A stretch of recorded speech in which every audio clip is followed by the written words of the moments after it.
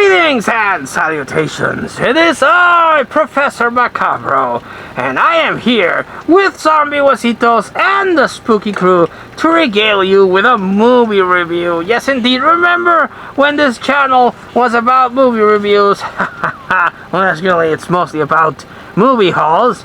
But I do tend to try to make some movie reviews of the movies that I saw, and we just got finished talking about Faceless After Dark, a movie that I went in thinking it was going to be one thing, and then was pleasantly surprised when it did a 360 and turned into something completely different. So this gets a recommendation. But another movie that I saw is a movie that as soon as I got, I knew I wanted to check out, because it's made by the good people at the Asylum. And if you know me, you know that I do thoroughly enjoy talking about movies from the Asylum and collecting them and watching them.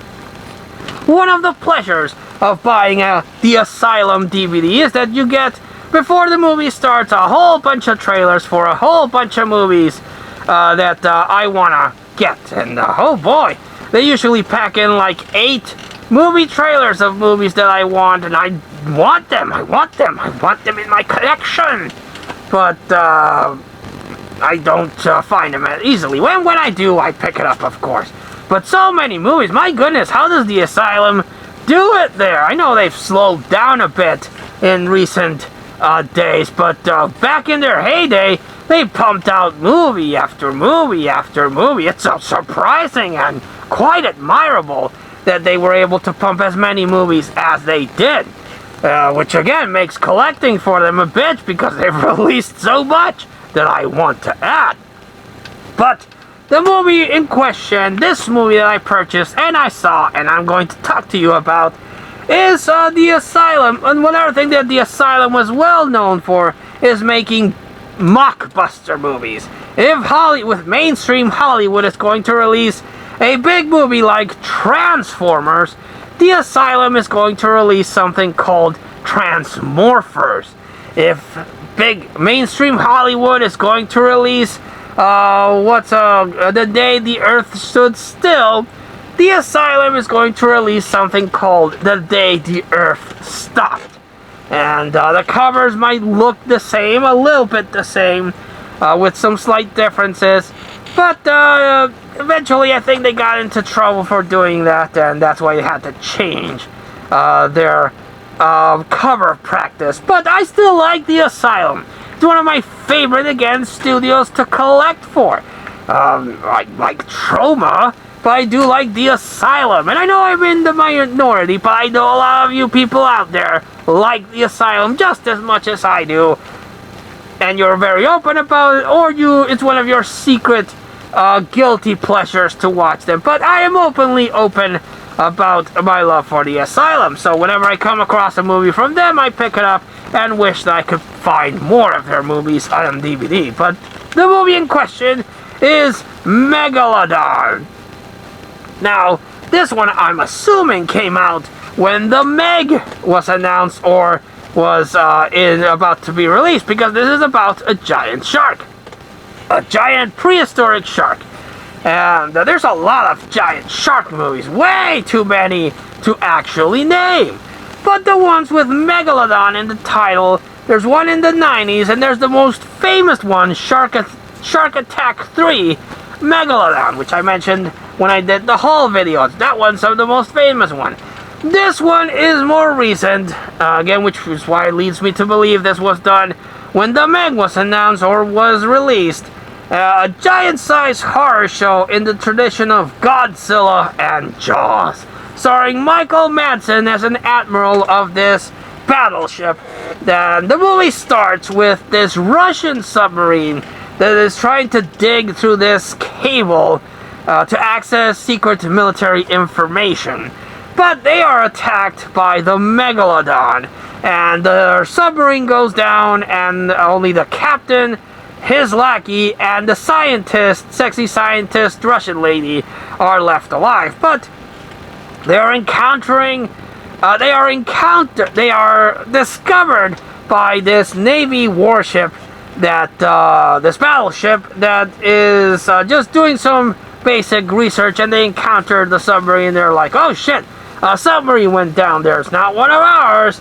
Let's investigate. But they don't have anything that goes deep enough, except this one officer is developing this submarine that is able to go deep enough and do a rescue mission. So that's what they do. They encounter the Russians, but that's when they also encounter the Megalodon. And it swallows them up. It swallows the submarine. So now you have this whole thing where the captain of the Navy ship is trying to rescue his people that were swallowed up by the Megalodon. And the admiral that's like, fuck them, they're dead, let's get out of here. And a mutiny happens. And it's also happening inside the little submarine, because the Russians are in conflict with the American rescuers, because they don't want to be captured and interrogated, because they were basically stealing government information, you see. So it's this whole thing. Eventually they do get rescued, and after being rescued, now they have to deal with the Megalodon that's attacking the ship and, destroying their vital shippy parts, as well as having to deal with the evil Russians that got out and are now causing chaos. And that's the one thing. I can accept a giant prehistoric shark attacking a Navy ship and causing chaos. I can accept that. What I can't accept is that these 3 Russians are able to not get shot dead in a battleship full of armed Navy officers. They're able to, scurry around and hide. And I'm like, these people have been living in this ship for years, probably. They know every nook and cranny of it. And you're telling me that these 3 Russian officers are able to hide among this ship full of Navy crew? That's ridiculous. I don't buy that. That's the only thing that my suspension of disbelief couldn't accept. Not the giant shark. That I could accept. It's a giant shark. But yes, it's other than that little thing, it's an enjoyable movie. I was entertained. I was cheering for these people to stop the Russians and get safely away from the Megalodon. And it has your captain doing a noble sacrifice, because they are able to create a bomb that the Megalodon swallows, but they are only able to create a remote control that has a very short, limited range. So they have to get really close to the shark to detonate it. I guess someone in that in the writing team for this saw Robo War with Red Brown and thought of that. But I still recommend Megalodon. Is it as enjoyable as Shark Attack 3 Megalodon? Well, no, that one's a beast of a different color. That's its own kind of movie, but it's still enjoyable.